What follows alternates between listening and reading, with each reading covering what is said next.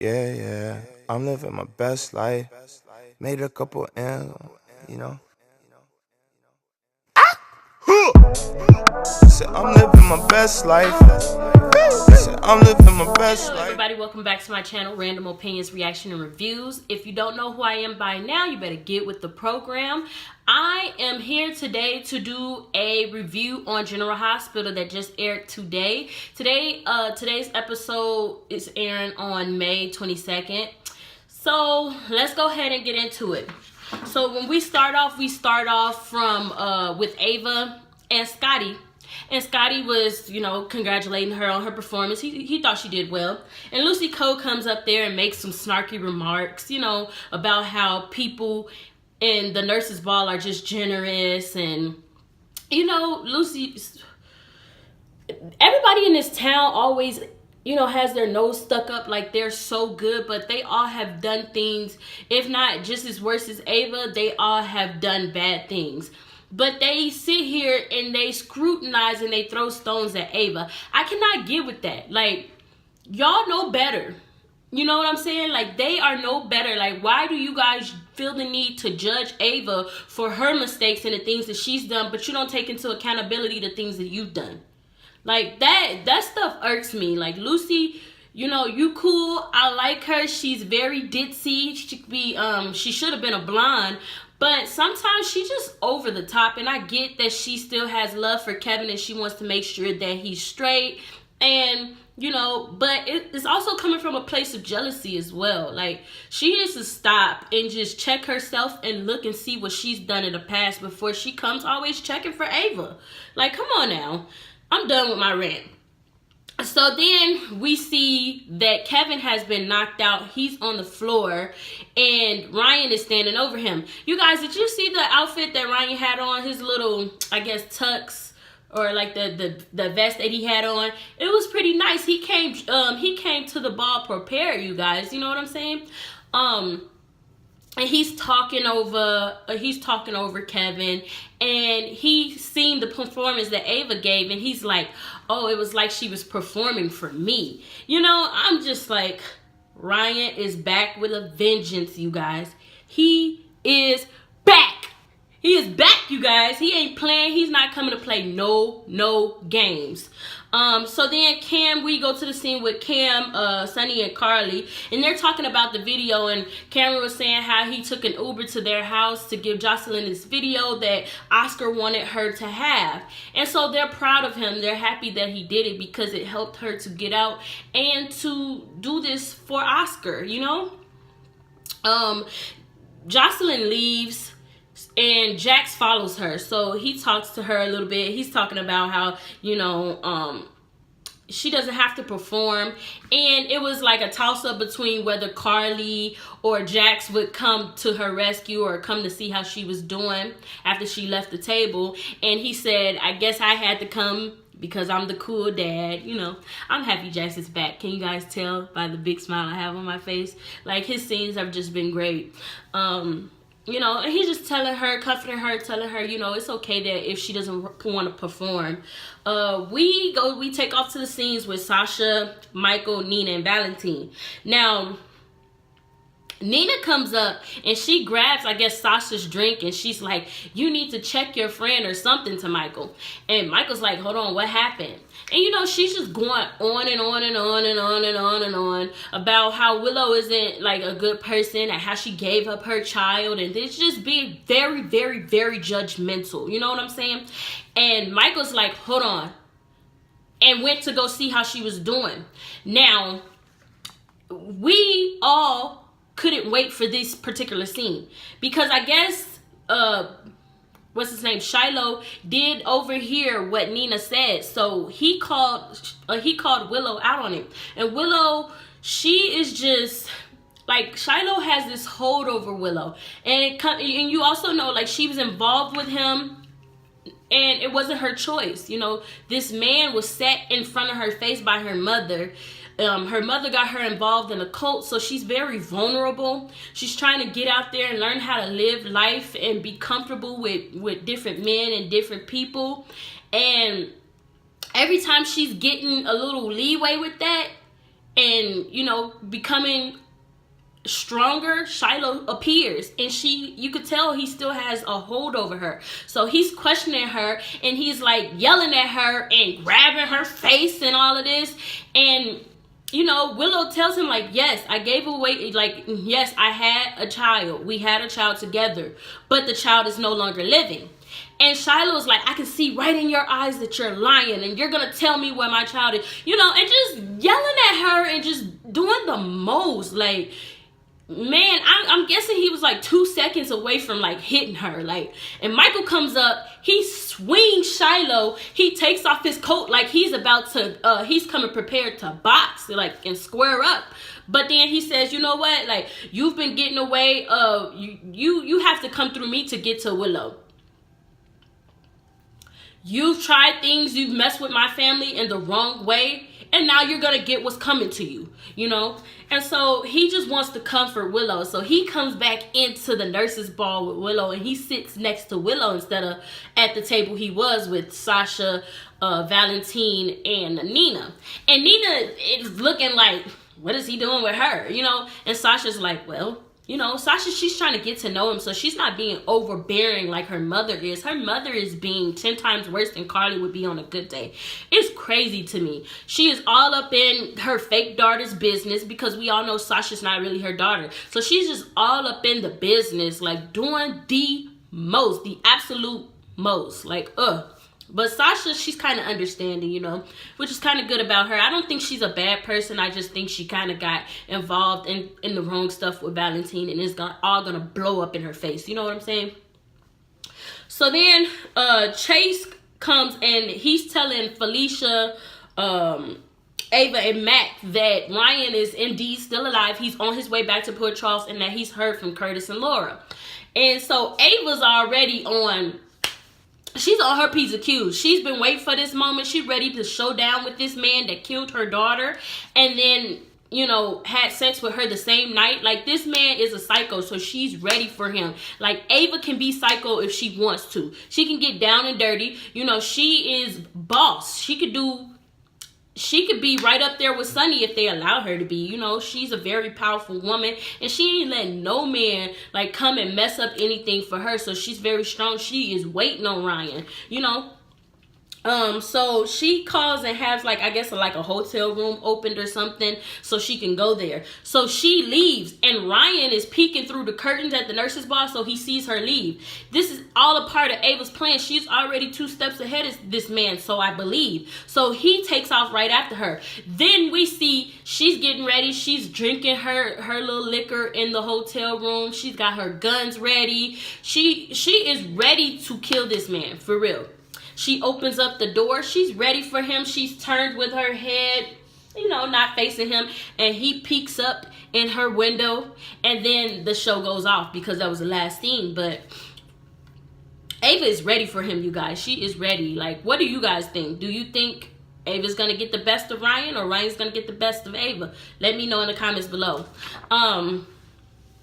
So then, I wanted to point out that Valerie just showed up at the nurse's ball because like they got the call that Ryan was coming back to Port Charles. And did you guys realize that Valerie had on that same outfit she's had since she first aired? She's had on the same outfit. Like, they haven't changed her at all. What is up with that? Because I know it's a different day. You know, they need to change her. For real. Why does she have on the same outfit? Anyway. So, Sam and Lucas and Brad, they're all at the table. And this is, Shiloh had walked away to go talk to Willow. So, they're all at a table. And, you know, Lucas is still asking Sam about this whole DOD business, and he's telling Sam that since Brad got involved with them, his like tremors and everything that he had, like the nervousness he had, is all gone away, you know. And Sam is like, look, you don't need anybody to tell you how to be a parent that's not a parent, you know. And that was her little 2 cents that she put in on there. I'm kind of thinking maybe the old Sam is back, she's Sam, but at the same time, she was giving me weird vibes today. So then Ned and Olivia, they performed. They kind of had like maybe like a 80s or 90s disco type vibe going on with them. I don't know. That's before my time, so maybe I could be wrong. But it looked like they were ready to boogie, woo, woo, woo, woo. Anyway, so they performed. Olivia looked great. Her dress was amazing. I mean, her boobs set up right.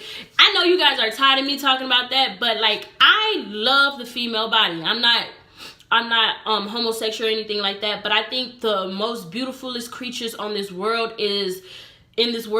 are women, you know, and I love for women to show their curves, show their natural beauty, you know, and she looked great. Like, the dress looked awesome on her. Her hair was great. And, you know, she has a little mole on her mouth. That even added to her look. It was great, you guys. So they performed. They looked genuinely happy. So I'm happy that Ned gets to do what he loves to do, because, you know, Ned loves to perform. He used to be a singer. He left the Quartermaine, the ELQ, to become a singer, you know, back in the day. And Edward wasn't too happy about that, but eventually he ended up finding his way back home. But, you know, he wanted to be a singer, and I'm just glad that they had Ned in on the Nurses Ball, because it's not the same without him performing. So, you know, kudos to the writers for doing their job.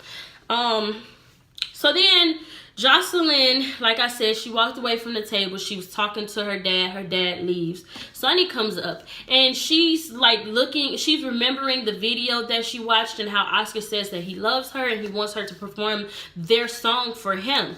She's remembering that, but it's bringing her to tears, and she's like, Oscar, I'm sorry, but I can't do this. You know, she don't feel like she's strong enough, you know? And so then Sonny comes up, and I liked these scenes today with Sonny and Jocelyn, because I feel like it's great when they can get a chance to bond, because we all know that he is not Jocelyn's real father, but it's good when a step parent can actually step up and do their job, you know? So he's comforting her, and he told her about Stone and how when Stone passed away, he didn't think that he would ever get over it, but he did. And also was saying how Stone, even to this day, looks after him and watches over him and makes sure he's okay. And he said that Oscar would do the same thing with her. And, you know, she just was like, please don't tell my parents that I was crying. You know, she's really trying to be strong for everybody, or put on this like front that she's, you know, somewhere she's not, you know. And Sonny was just there to comfort her. So those were good scenes to watch. I really liked those scenes. Let's see here. Scott and Ava talk, and Scott's telling Ava, look, you deserve better than this. You performed. Kevin was nowhere to be found. He's somewhere backstage sleep. Like, because I think Scotty seen Kevin, but I guess he thought he was asleep, maybe just stepped over him or something. I might have missed those scenes, but he was like, he back there asleep. You deserve better. And Ava is not trying to hear it. She is like, she knows that Ryan is back. She's on the phone getting her plans in order. Like, she don't have time for that extra stuff right now, you know? Valentine performs, and everybody claps. Did you guys notice that Carly didn't clap? Carly just be throwing shade for real. Even when she ain't being shady, she be throwing shade. But everybody was like, and Carly was just sitting there. I'm like, man, Carly is a mess. So then Scotty goes backstage, I think to like call Kevin out on, you know, not being out to see Ava's performance and stuff. You know, Scotty gotta be the friend that Ava doesn't really have, but you know. So he was looking out for her. He goes back there and he tries to call Kevin out. Kevin is walking fast, and he's like, Kevin, wait up. He's trying to talk to him. He pulls on Kevin's arm, and then guess what, you guys? The freaking hand that Kevin had on, supposedly Kevin had on, came off. And immediately Scott knew that it was Ryan, because we all know that Ryan lost one of his hands, you know. So then Scott's looking like, you know, and Scott didn't even move fast enough. Ryan had already clocked him upside the head. And Ryan is crazy, because he gonna talk about you can't never say you didn't have the upper hand. I'm like, so now you got jokes too, Ryan? Really? You got jokes? Anyway, so Michael is comforting Willow, and you know, he's saying like they should call the police. They should call the police on Shiloh. And Willow says, oh, Shiloh didn't do anything wrong. How do you figure, Willow? How do you figure? Shiloh's been stalking you. He's been harassing you since he found out you was in town. You can lock him up for harassment. Like, but this man has a hold on you. You're not even thinking straight. Like, yes, he's harassing you, Willow. He's stalking you. All you gotta do is, you know, document each time this man has come to your job. Document each time this man has caught you while you're out and about. Document, take it up to the police. File for a restraining order or something. Like, this man has been stalking you. He's been harassing you. You can get him locked up for that. You know what I'm saying? Or at least get a restraining order. And if he violates it, then he can get locked up for sure. For violation. You know? So then, as I already mentioned, Shiloh finds out that he possibly has a kid out and about somewhere. He doesn't know where. So when he comes to the table, he's like distraught. And he tells Sam and Lucas and Brad that he has a baby that he like is possibly out there somewhere that this woman never told him about. And then when Willow walks in with Michael and they go to their table, she looks really bad too. Like she looks emotionally not there. And Lucas caught this. So Lucas puts 2 and 2 together real fast, like, that's Wiley's parents, you know? And Brad just looking dumb and dumber, you know? And so now I'm wondering, is Brad gonna stay away from Donna Day now that he knows? Because Brad has been hell-bent on Willow not having anything to do with baby Wiley. So will he be the same way with Shiloh? I guess we'll have to see. Anyway, it's just been a crazy episode today. It's like I was here for it. I enjoyed every bit of it. So then Jackson, Jocelyn, they meet up again. They're talking, you know, and she performs the song that her and Oscar wrote together. Remember, Oscar finished most of the song. So she performs it, and the performance was great, you guys. Like, it started off really sad, and I already started to get that immense pressure on my nose. I thought I was gonna tear up and cry, but I didn't. While she's singing, something about the life being too short, but the list being too long. While she's singing, she sees Oscar in the crowd, you guys. She imagined him there, like, and it was a beautiful sight to see Garen Stitt one more time, you know. And his tux that he had on looked amazing too, and he was just there for her, and she began to get happy and sing the song with meaning, and it was just awesome.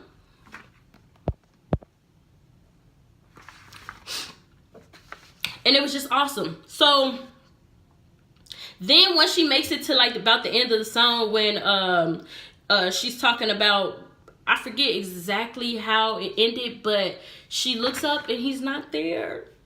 He wasn't there, but she was so strong and he helped her through the song. It was amazing. It's just so sad. I feel so bad for Jocelyn. Lulu, Mac, Felicia, and Maxie, they're all standing there and they're talking. And Mac wants to know, has Lulu heard from Laura? Because now he's worried, you know, and now Lulu's like, what's going on? So they go to tell them that Ryan is coming back to town and blah, blah, blah, blah, blah. Shiloh, he decides to leave because he's so distraught. And Sam runs after him. Did not like that scene. They get to talking. He's talking to Sam, telling her, you need to join the trust now. I need you. I need your energy. I need you. Now, here's the thing I'm thinking he needs her for. Sam is a private investigator. When he's saying he needs her energy, he's saying that he needs her to do something he can't do. So most likely, I'm thinking that if he feels like he has Sam, a grasp on Sam, he's going to need her to, you know, be a private investigator and find out where his baby's at, you know. But we all know that Sam is supposedly faking this whole thing with being involved with DOD and being involved with Shiloh and stuff. But he's adamant he needs her to join the trust now, you know. So she's like, yeah, okay. So I guess the plan is going to take place tomorrow, you guys, and we'll see what happens from there. Not too excited about it just because I'm ready for it to be over so Jason and Sam can be happy. I'm just over this whole Shiloh thing, you know. So then Olivia and Ned, they meet outside of the Metro Court, and Violent Chase explained that Ryan is on the way. So everybody's finding out Ryan is on the way back to town, you know. Then Epiphany finds Scott. She thinks Scott is drunk, so she helps him up and she's trying to take him home. And then like she's not really listening to what he's saying because she thinks he's drunk. And then he gets outside to chasing them, and he tells them, no, Ryan is still alive. He clocked me over upside the head. He was here, you know. And Chase has them put out an APB on Ava.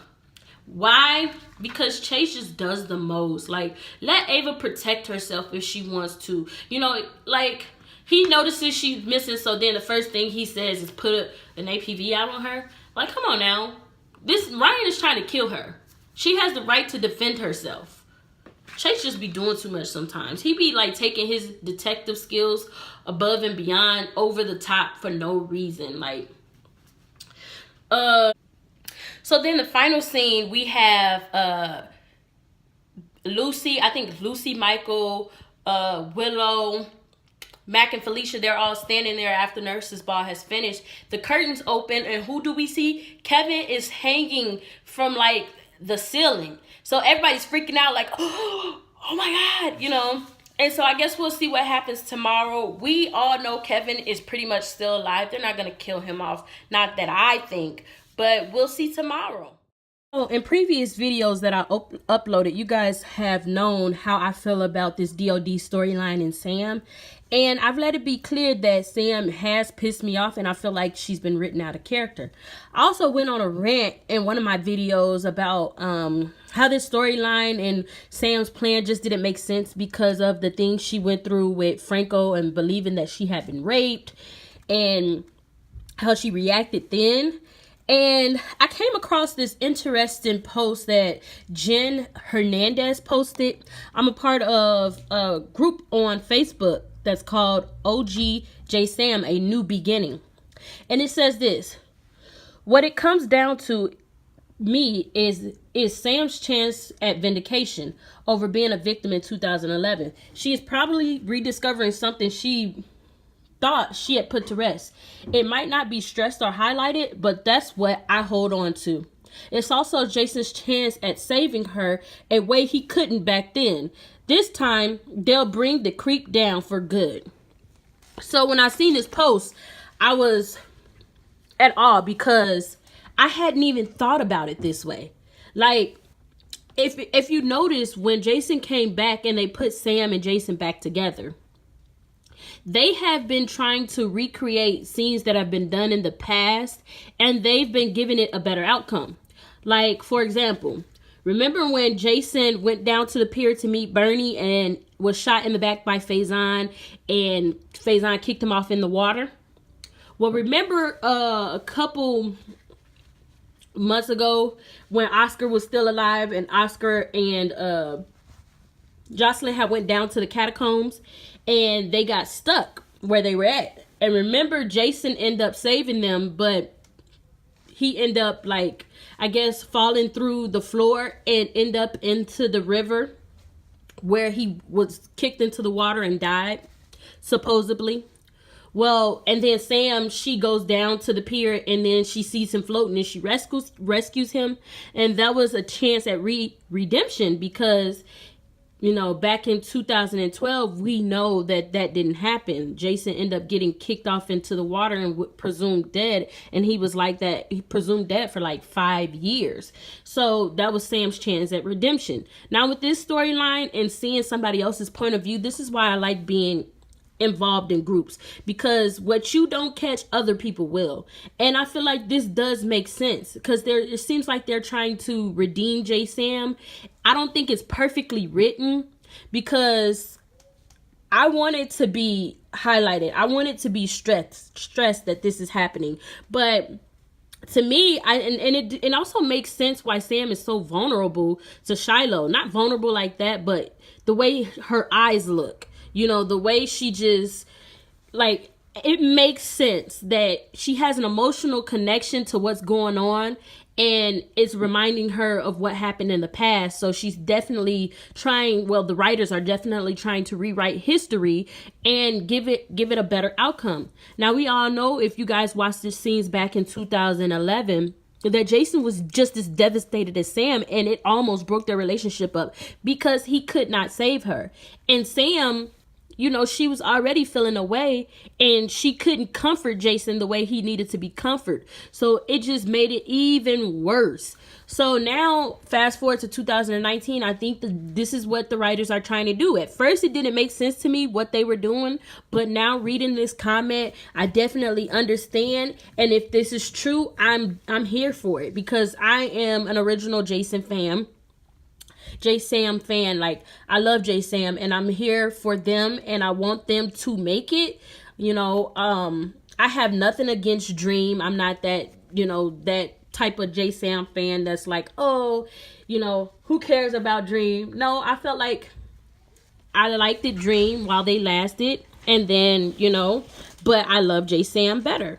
So, like I said, this is a perfect way to write things than if this is what the writers are trying to do by recreating this couple. So, thanks, Jen, for the comment. Like, that really makes sense. It really opened up my eyes. It just was a good episode today. I can't wait to see what happens tomorrow. I want you guys to let me know a few things. I do have a few questions here. I want to know, what was your best nursing ball? Of all the years that we've had in the nurses ball, which year was the best nurses ball to you? I also want to know, do you think that Brad is going to stay away from Shiloh? Or do you think he's going to reveal the secret? Let me know. Comment below. Comments are very important to me. Do you think that Nina has pushed Michael right into Willow, pushed Willow into Michael's arms? Like, let me know. Do you guys think, because I'm saying, like, Ryan looked like he was so cocky, like he had Ava, and we all know Ava's already a couple steps ahead of him. Do you think that Ryan is underestimating Ava, or he already knows what's up? I'm excited to see what like this showdown, what's going to happen tomorrow. I'm excited because the nurses ball is over, so we can get back to the real storylines. I am excited, you guys. I can't wait. I love the nurses ball. There's always some good stuff that happens every year. I want you to comment, answer those questions that I have for you. Like, subscribe, hit the bell, and I will see you guys later. Bye. I finally made my mind, know that I can't go back broke. They saying that my time up, my back against the rope. I hustle, got my grind, know that when I make the most. I had faith every night and I never lost no hope.